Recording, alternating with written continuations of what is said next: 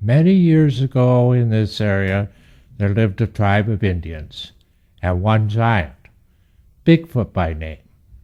And because he was a giant, he liked to pick on those smaller than himself.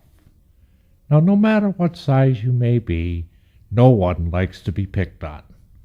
But the smaller Indian didn't quite know how to handle the situation.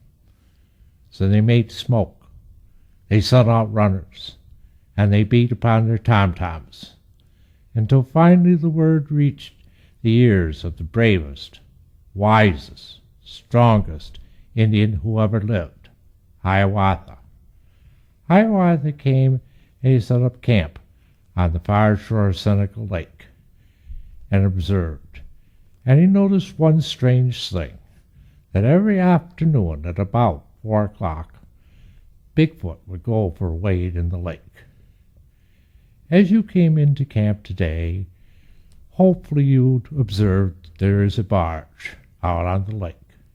The recorded depth, wherever that barge may be, is 565 feet.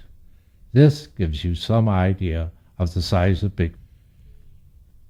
He set about fashioning a giant bow and arrow, and when he completed his task, all he had to do was wait. And sure enough, right on schedule, came Bigfoot. Hiawatha called out to him, and Bigfoot turned to see who could be so rash as to call out to him. Remember the time of day. Remember the direction you would be facing, and you would have the same problem as Bigfoot had, for the sun would get in your eyes. Well, when the sun gets in your eyes, what do you do to help yourself? You raise your hand to shield your eyes.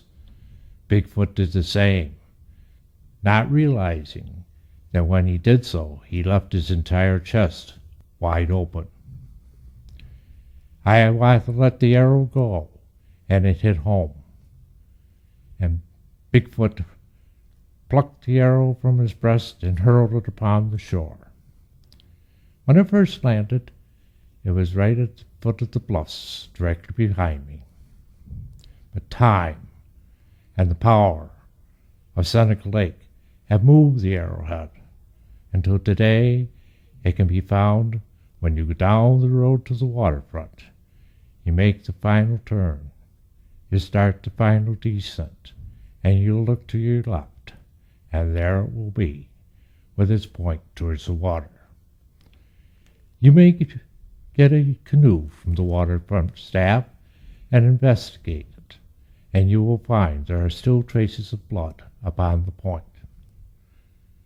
Bigfoot, however, continued over towards our north ravine and started staggering up, till he fell, and his knee created the waterfall, which is approximately halfway between the waterfront and our camp director's cabin. Well, when you fall down, you put out your hand to help you do so.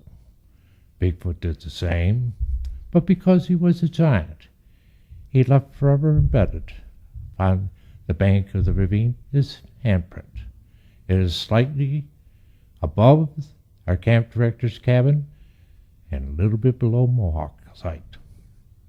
He kept going up through our ravine until he reached our chapel area.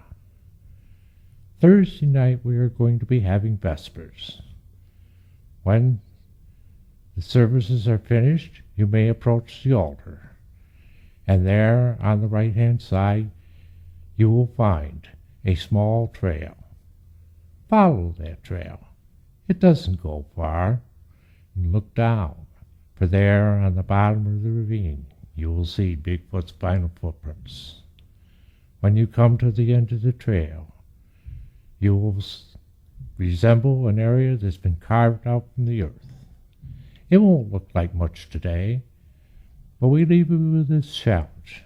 Come back again, about the second week of May, and look again, for we will guarantee you it'll be red as the blood of Bigfoot seeps back through the earth once again.